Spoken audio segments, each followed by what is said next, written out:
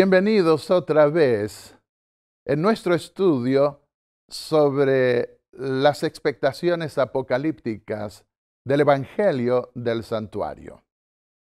En esta serie nosotros vamos a estar estudiando dos expectaciones claras: la expectación inaugural que consideraremos hoy y la expectación final, que tiene que ver con la resolución última de las necesidades, angustias y problemas de la humanidad. Esto lo he considerado abundantemente en este libro, Las expectaciones apocalípticas del santuario. Allí considero cómo en muchos detalles Dios trazó el plan de salvación. De manera que el tema con el que comenzaremos hoy es la gran inauguración esperada del plan de salvación. En palabras muy bellas, Elena de White escribió en el libro famoso El deseado de todas las gentes, página 13. El plan de nuestra redención no fue una reflexión ulterior formulada después de la caída de Adán. Fue una revelación del misterio que por tiempos eternos fue guardado en silencio. Romanos 16:25 dice justamente que desde los tiempos eternos había sido guardado en forma secreta por Dios, para resolver la emergencia que podría introducir el pecado en el universo. 4 milenios pasaron desde que se la anunció a Abraham en forma especial.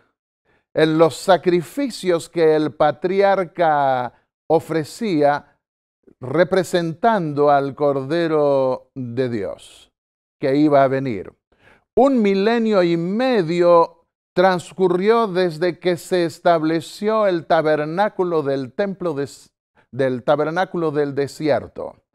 Y en ese tabernáculo se ofrecieron sacrificios y se bosquejó todo el plan de salvación, como iba a desarrollarse después más a la luz de las leyes rituales, sí, pero también a la luz de los anuncios proféticos y de su cumplimiento en el Nuevo Testamento. 1000 años pasaron después que Salomón construyó el templo de Jerusalén, en donde los mismos sacrificios comenzaron a ofrecerse ya no en una tienda, sino en el mismo templo de Jerusalén. Medio milenio después de reconstruirse el templo, porque el templo de Salomón había sido destruido, vendría el Redentor a cumplir con todos esos sacrificios. El evangelio que los antiguos creyeron era un evangelio en sombras, como lo dice Hebreos el capítulo 4 y el versículo 2. Dice el apóstol que los ritos del santuario antiguo eran una sombra de los bienes venideros, una figura, una parábola, una ilustración, un símbolo. Porque, dice Hebreos 4:2, también a ellos, a los judíos, se anunció el evangelio, pero a ellos se anunció el evangelio en sombras, en representaciones de sacrificios de animales que representaban al futuro sacrificio de los bienes venideros. Nuevamente, en ese precioso libro, El deseado de todas las gentes, Elena de White escribió en la página 182, por cuanto era de institución divina, todo el sistema del judaísmo era una profecía compacta del Evangelio. Esto es lo que vimos en una serie anterior titulada Cómo ser salvos, el Evangelio en sombras. Pero veamos un calendario, el calendario apocalíptico, que ya estaba representado en los rituales antiguos en el antiguo calendario de Israel. Nosotros comenzamos el calendario romano que heredamos en enero. Algunos otros tenían distintas fechas para comenzar el año.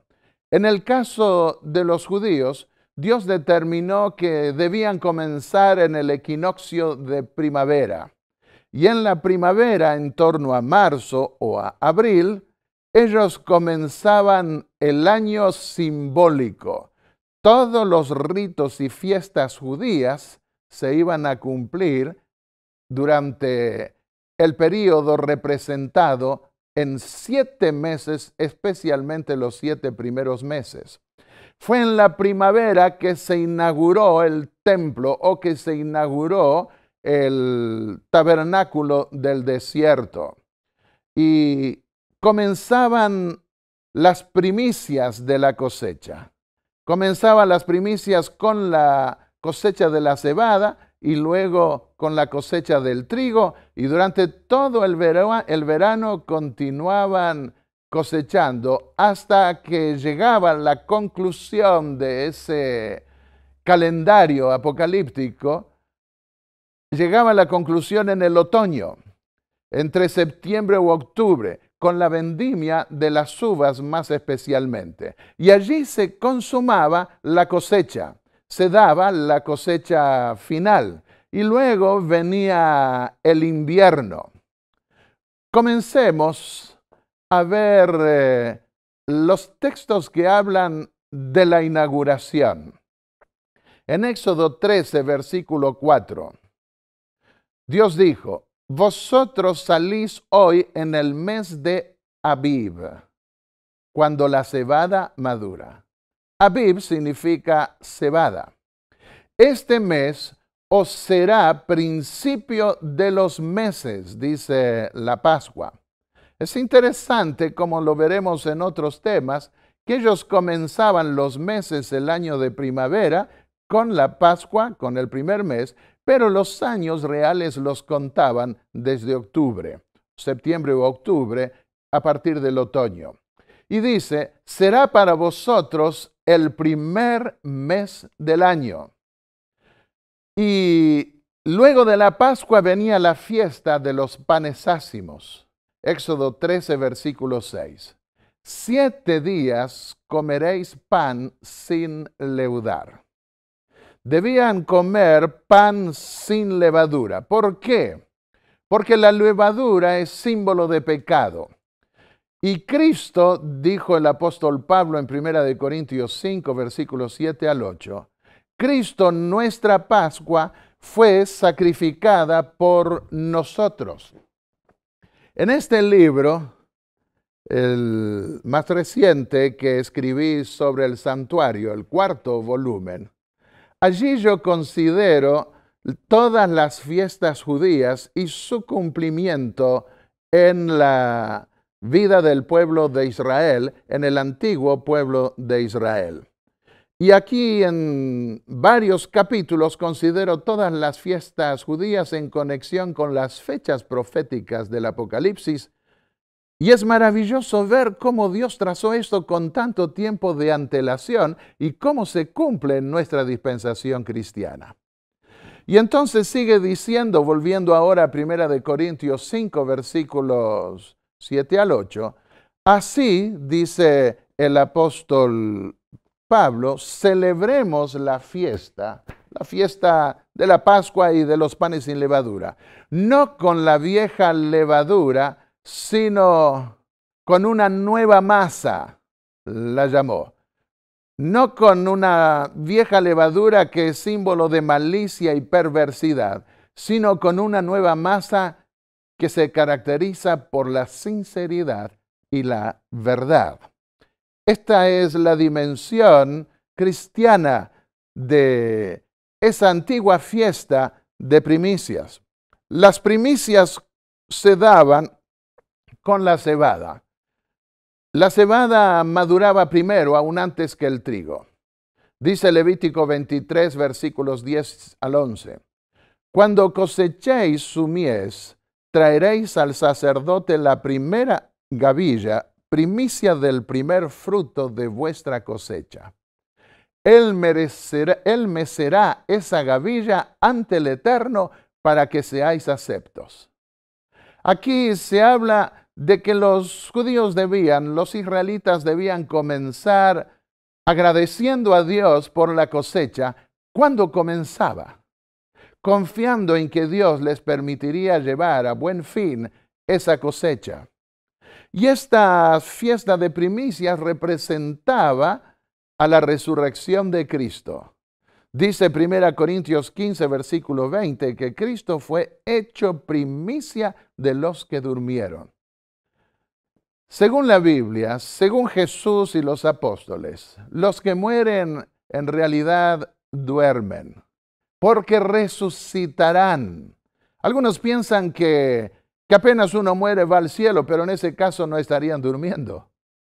Pero la Biblia dice que duermen y dormirán hasta la venida del Señor, cuando se dará la cosecha final. Pero la primicia de esa cosecha de resurrección se dio con Cristo y fue al mismo tiempo la garantía de la resurrección futura de los que creyeran en Él. Esto lo vemos en 1 Corintios capítulo 15 y el versículo 20. La cosecha inaugural, 1 Corintios 15, 23.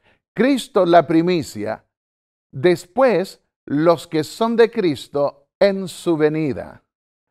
La cosecha final, sin embargo, se dará en la venida de Cristo. Allí todos los justos del pasado resucitarán. Pero Cristo hace 2000 años fue la primicia de esa cosecha.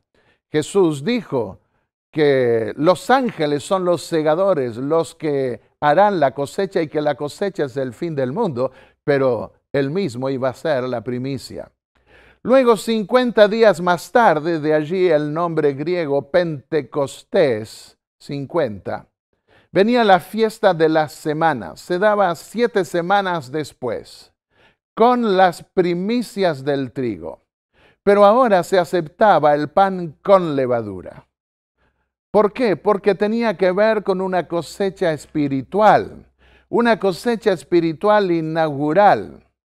Hay una aceptación inicial de parte de Dios de nuestra vieja levadura en vísperas de su transformación, una transformación gradual. De manera que cuando Dios nos acepta hoy, nos acepta tal como somos, y nuestra naturaleza no cambia de la noche a la mañana. Nuestra naturaleza física, nuestras tendencias al mal siguen como antes, pero se injerta en nosotros una nueva vida espiritual, y entonces se produce una resurrección espiritual que tiene que ver con la aceptación de nuestra condición humana que Dios tiene para redimirnos. Así que no nos desesperemos si después de aceptar a Cristo hemos tenido problemas. Podemos volvernos a levantar. El Señor irá transformando nuestra naturaleza espiritual para hacerla semejante a la del Hijo de Dios. Y los apóstoles salieron a predicar. El apóstol Pedro en Pentecostés experimentó el descenso del Espíritu Santo con un poder extraordinario, de tal manera que se les unieron en ese día como 3,000 personas, Hechos 2, 41. Esa fue la primera cosecha espiritual de la iglesia naciente cristiana. Y el capítulo 4 y el versículo 4 dice: muchos de los que habían oído la palabra creyeron, su número llegó a unos 5,000 hombres. ¡Qué poderoso mensaje! Eran apenas 12 apóstoles, más algunos otros pocos que habían seguido al Señor. Así que el Pentecostés, y coincidió con la fecha del Pentecostés también, tenía que ver con una primicia espiritual, con la cosecha espiritual inicial de lo que iría a desarrollarse como iglesia cristiana. Pero habría una cosecha final también. Dice Apocalipsis 10, versículo 11, que es necesario, dijo Dios al apóstol, que otra vez prediques a muchos pueblos y naciones. Hubo una primicia inicial, la predicación de los apóstoles en el Pentecostés.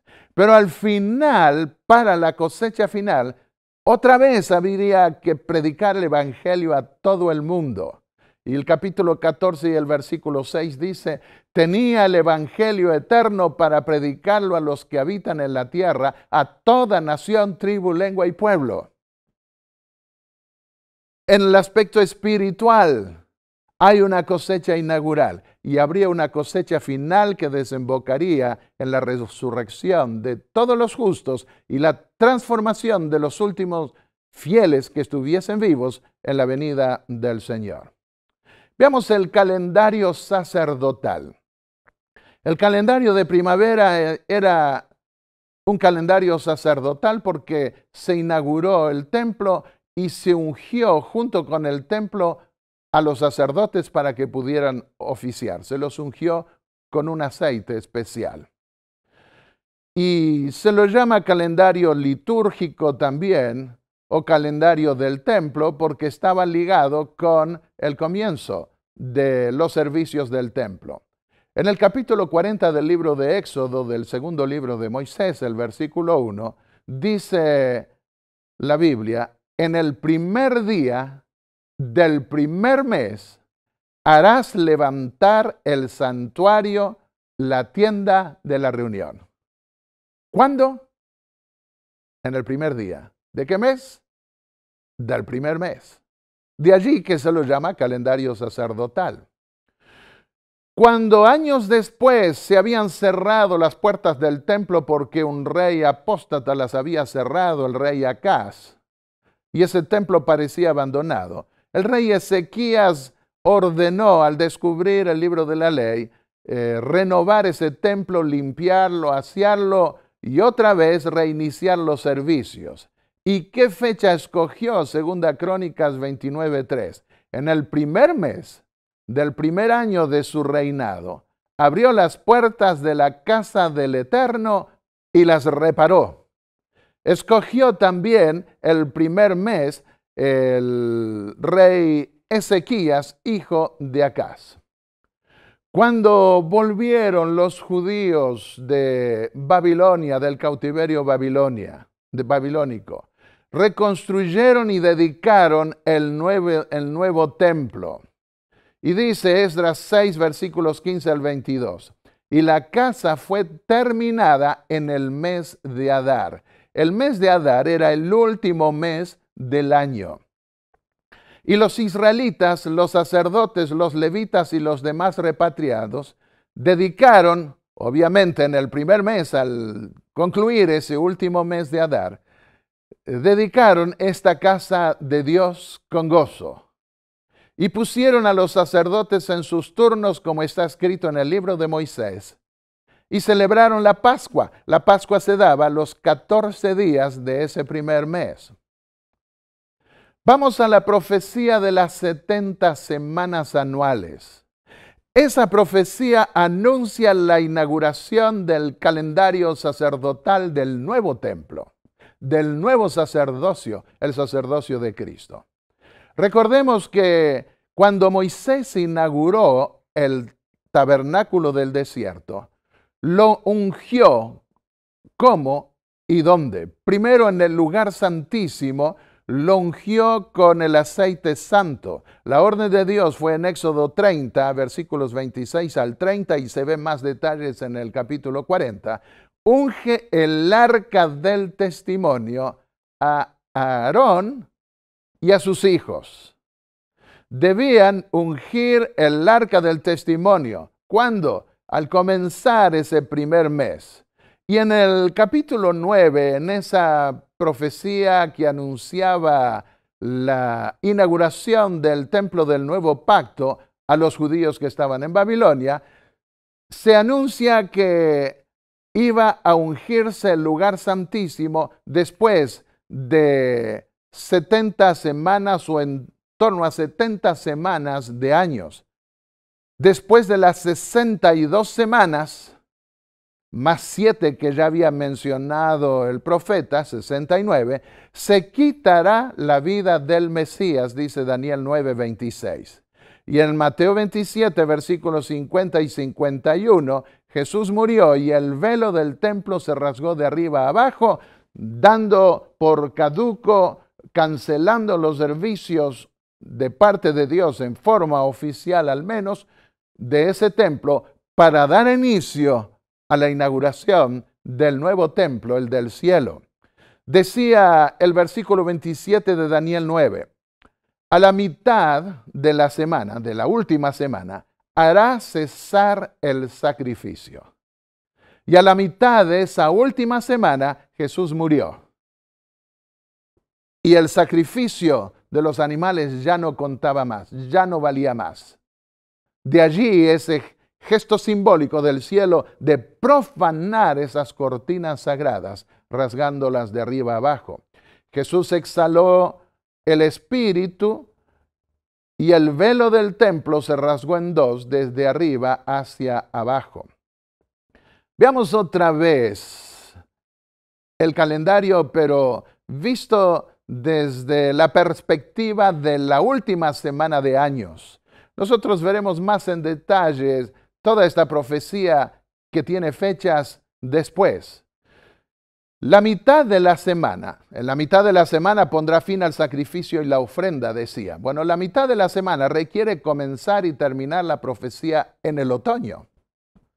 ¿Por qué razón? Porque Jesús murió en la primavera, en la Pascua, y cuando se inauguraba el templo, cuando comenzaba el calendario sacerdotal. Esto nos lleva al año, a las 3 años y medio en esa última semana de años, y eso exige que toda esa profecía comenzase en el otoño y terminase en el otoño. Prestemos también atención al hecho de que las ropas exclusivas del sumo sacerdote eran de la misma constitución que las cortinas del lugar santísimo. Eran obra de artista o obra primorosa. Las otras cortinas no eran de la misma calidad. Y esto es importante porque se nos dice también que el sumo sacerdote no debía rasgar su vestido para no profanar el templo, Levítico 21, 10 y 12. De manera que cuando Dios rasgó el velo, esa cortina, de la misma constitución de las ropas del sumo sacerdote, estaba profanando ese templo y declarándolo caduco. Dios profanó el templo terrenal así y sus sacrificios. Y dice en la epístola a los Hebreos, el capítulo 8, los versículos 1 al 2. Tenemos un sumo sacerdote que se sentó a la diestra del trono de la majestad en el cielo. Para inaugurar ese templo se sentó a la diestra de Dios y es ministro del santuario, sigue diciendo el apóstol, de aquel verdadero santuario que el Señor levantó y no el hombre. Así que el nuevo templo era el del cielo, donde Jesús iba a interceder por aquellos que quisieran beneficiarse de su sacrificio y obtener la vida eterna. Dice el capítulo 7 de la epístola a los Hebreos, el versículo 27, que una de las ventajas ahora en ese nuevo templo es que el Cordero de Dios no tiene necesidad cada día de ofrecer primero sacrificios por sus propios pecados y luego por los del pueblo. Jesús no tiene necesidad de hacer eso ahora porque esto lo hizo una sola vez para siempre, cuando se ofreció a sí mismo. De manera que cuando les digan a ustedes que se reproduce cada domingo en la misa el sacrificio de Cristo, están haciendo nulo ese sacrificio de Cristo que se dio una vez y para siempre. Esto lo hizo, enfatizó el apóstol Pablo, una sola vez para siempre cuando se ofreció a sí mismo. Gracias a ese único sacrificio, el Hijo de Dios puede cumplir su papel sacerdotal en toda su dimensión en el templo del cielo. Sigue diciendo el apóstol, Cristo entró en ese santuario una vez para siempre con su propia sangre donde ahora se presenta por nosotros ante Dios. Tampoco entró para ofrecerse muchas veces cada año con sangre ajena, sino que se presentó una sola vez para siempre para quitar el pecado. En el santuario apocalíptico, en ese calendario apocalíptico, se cumple la liturgia o el servicio de intercesión solo una vez. Cuando termine al final esa intercesión, no vendrá el Señor para morir otra vez e iniciar otro ciclo. Un solo ciclo cumple lo que estaba representado en todas las fiestas judías.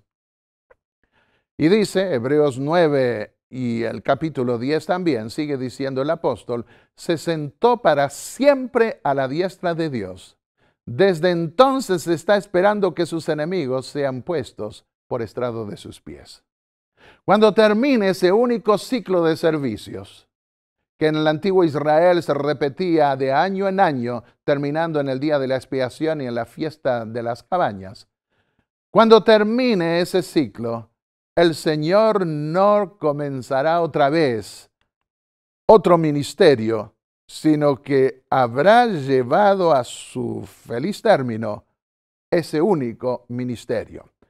Teniendo en cuenta ese único ministerio que se cumple una vez para siempre, veamos ahora el calendario apocalíptico otra vez, que lo enunció el profeta Daniel.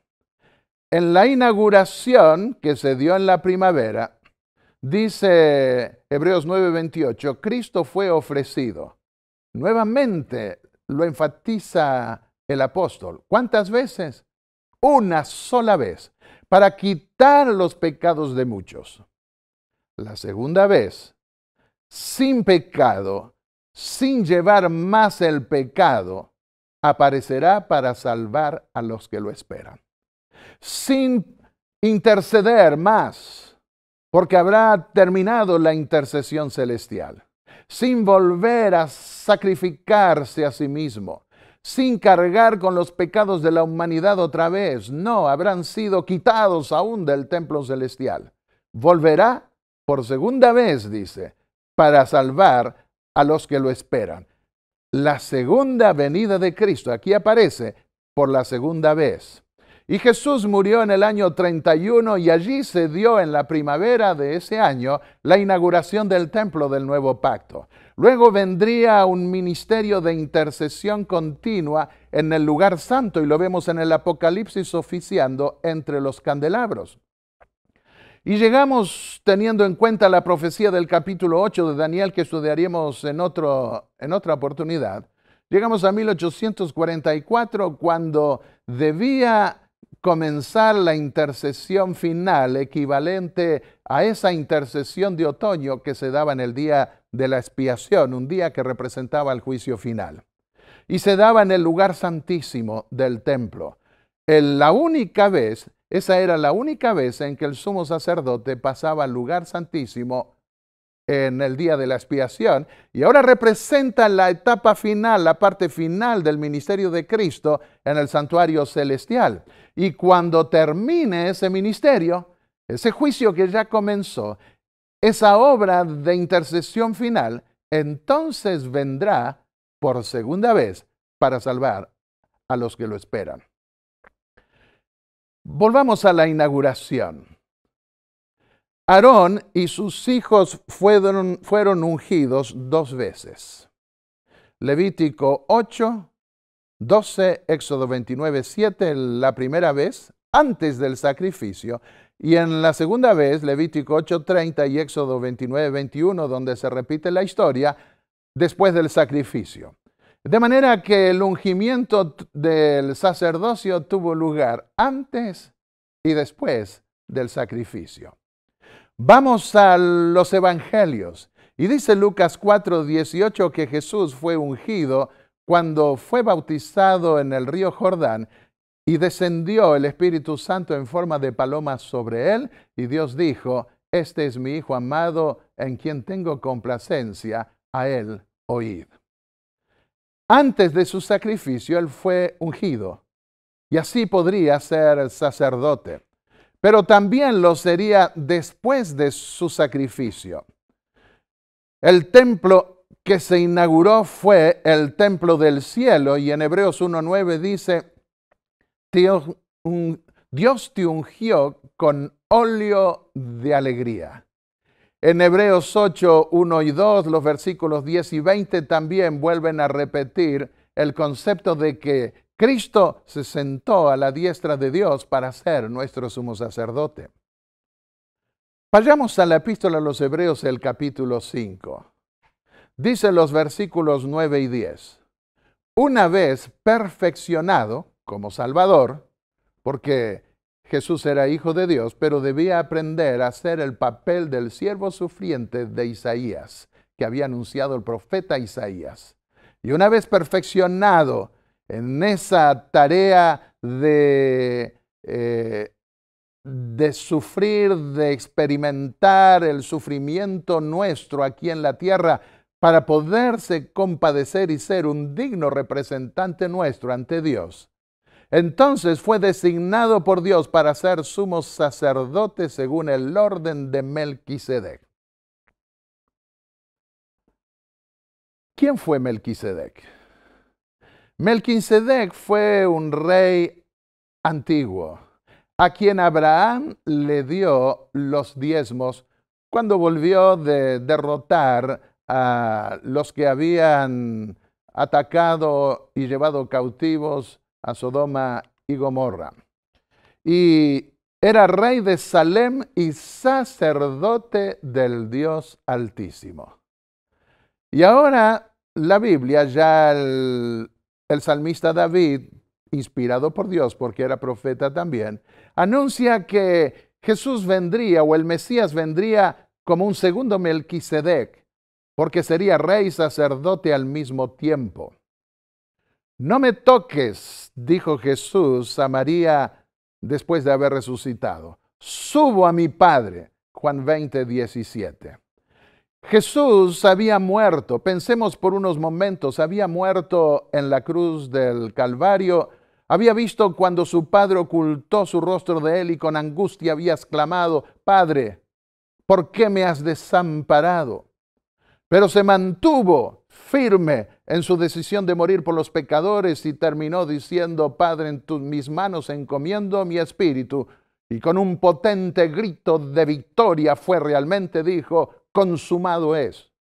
He cumplido lo que me pediste. Ahora había resucitado, pero necesitaba saber de su Padre mismo que su sacrificio era aceptable y que podían ser redimidos aquellos que creyeran en él. De manera que cuando María quiso postrarse a sus pies y adorarlo, Jesús le dijo: no me toques, subo a mi Padre.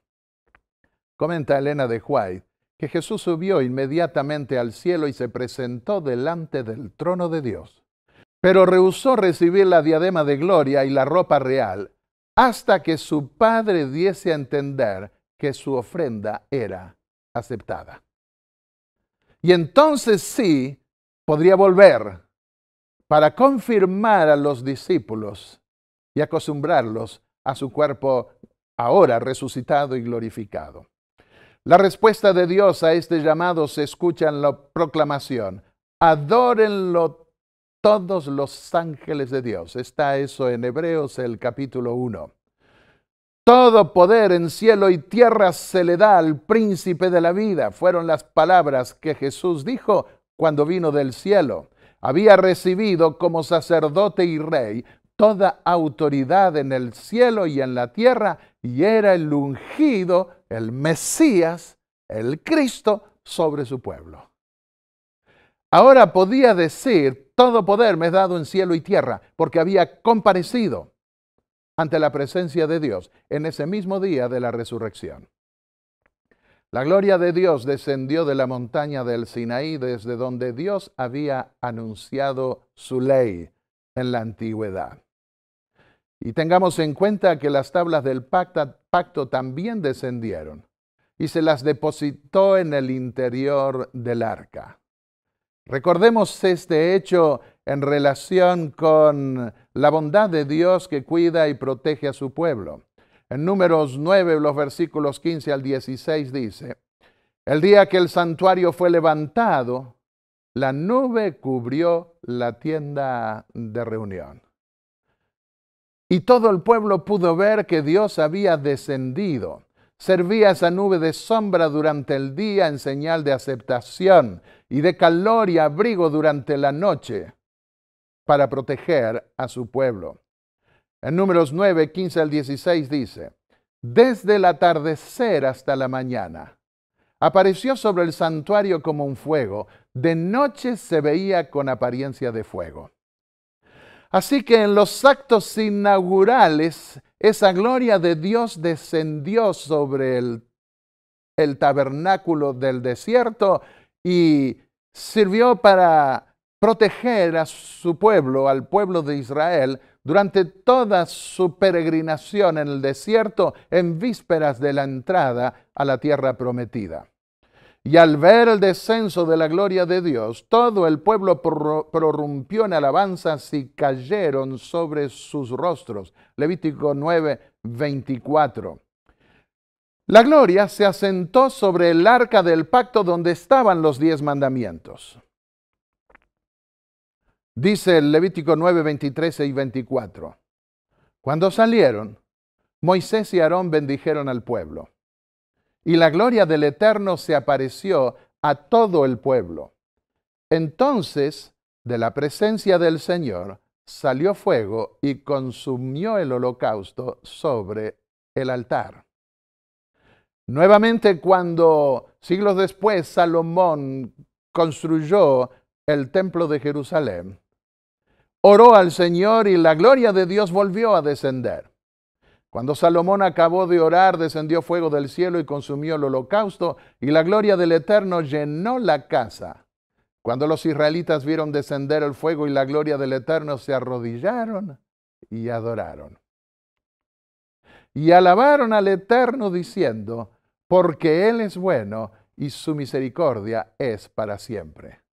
Aquí tenían ellos la prueba más real de la aprobación divina, segunda Crónicas 7, 1 al 3. Pero esto era un anticipo de lo que iba a ocurrir en la inauguración del nuevo templo. Después de la ascensión de Cristo, se indicó su intronización en su reino de mediación por el derramamiento del Espíritu Santo. El Espíritu de Dios descendió en el Pentecostés, mostrando que el Hijo había sido entronizado a la diestra de Dios. El derramamiento pentecostal fue la comunicación del cielo que se había cumplido la inauguración del Redentor. Ahora los discípulos, y hasta el día de hoy nosotros, contaban y contamos con un gran sumo sacerdote en la casa de Dios, en el templo que está en el cielo. Esa era la señal de que Jesús había entrado al lugar santísimo del templo terrenal y había completado la inauguración del santuario celestial. Pero después de completarse los actos de inauguración, como se dio en el caso de Moisés, que hasta se ungió el arca del pacto, comenzaba el ministerio en el lugar santo. Desde entonces Jesús pasaría a oficiar en el lugar santo del templo celestial, tal como estaba representado en las sombras, figuras, símbolos del antiguo Israel, del antiguo templo. Y lo vemos en el capítulo 1 a Jesús oficiando en medio de los candelabros. Mateo 28, 18 dice, toda autoridad me ha sido dada en el cielo y en la tierra. Al venir a ver a los discípulos después de haber recibido la aprobación del Padre en el mismo día de la resurrección, Él pudo después decir, al venir a ver a sus discípulos, que toda autoridad le era dada en cielo y tierra. Su Padre le había mostrado que su sacrificio era acepto y todos los que quisieran podían obtener la redención eterna si realmente, lo volvemos a enfatizar, lo deseaban. Desde entonces, dice Hebreos 10:13, Jesús está esperando que sus enemigos sean puestos por estrado de sus pies. Tiene paciencia Y llegará el día en que todos aquellos que buscaron destruir su obra, influenciados por el ángel rebelde, serán destruidos. San Juan 6:37 dice, el que a mí viene, no lo echo fuera. Querido amigo que me escuchas, la inauguración del nuevo templo ya se cumplió. Jesús, el Mesías, en la fecha indicada por la profecía de las 70 semanas de años, cuya última semana estaría involucrada en el contexto de la inauguración de ese templo, ya se cumplió. El sacrificio ya se dio una vez y para siempre. A partir de ese momento Jesús iba a comenzar su ministerio de intercesión en el lugar santo del templo celestial. La gloria de Dios, cubierta en el ropaje de la humanidad, entró en el templo celestial, donde está el Padre y donde están los ángeles de Dios también. Y con su ungimiento a la diestra de Dios, también se ungió el arca, que estaba a la base del pacto, podemos inferirlo, y se ungió ese nuevo templo y se abrió un nuevo camino vivo, eficaz, para que podamos nosotros obtener la redención de los pecados. Otra vez quiero decirles, esta es una buena noticia. La inauguración ya se dio. La resurrección de Cristo es la primicia de la cosecha final de todos los justos que resucitarán en la segunda venida de Cristo. De manera que si estás vivo cuando el Señor venga, tu cuerpo será transformado y será hecho semejante al cuerpo de su propia gloria. Filipenses 3:21. Y si por las circunstancias de la vida te toca morir, el Señor te dará un nuevo cuerpo en esa cosecha final y vivirás para siempre en su reino. Yo quiero preguntarte, ¿querrás ir al Señor? Él dice, el que a mí viene, yo no lo echo fuera. El Señor no es malo, el Señor es bueno. Él es el mismo ayer, hoy y por los siglos.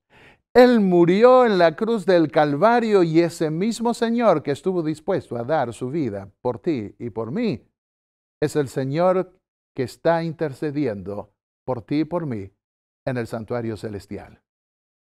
Te invito entonces a que abras tu corazón y creas en Él. Y te invito a que inclines el rostro para dirigirnos a Él, porque en el nombre de Jesús debe arrodillarse todo ser humano en cielo y tierra, porque Dios lo ha hecho Señor y Cristo desde hace 2000 años atrás y para siempre. Oremos. Padre y Dios Santo que estás en los cielos, gracias Señor porque tú eres un Dios de amor, que concebiste desde los tiempos eternos, inmemorables, el plan de redención y que fue guardado en oculto hasta que apareció el pecado. Y entonces lo revelaste, mostrando que tenías una solución para la terrible emergencia que el mal había introducido. Señor, gracias porque nos amas, porque diste tu Hijo. Gracias porque nos das la promesa de la resurrección final, porque nos das el perdón de los pecados en su sacrificio y porque Él puede interceder eficazmente delante de ti, porque vivió entre nosotros, conoce nuestro lado, conoce nuestros sufrimientos. Fue el siervo sufriente que habías anticipado y que con su dolor y sufrimiento nos acompaña y nos comprende en todas nuestras tribulaciones. En el nombre de Jesús te pedimos que nos limpies de nuestros pecados y afirmes nuestra fe en ti. Amén.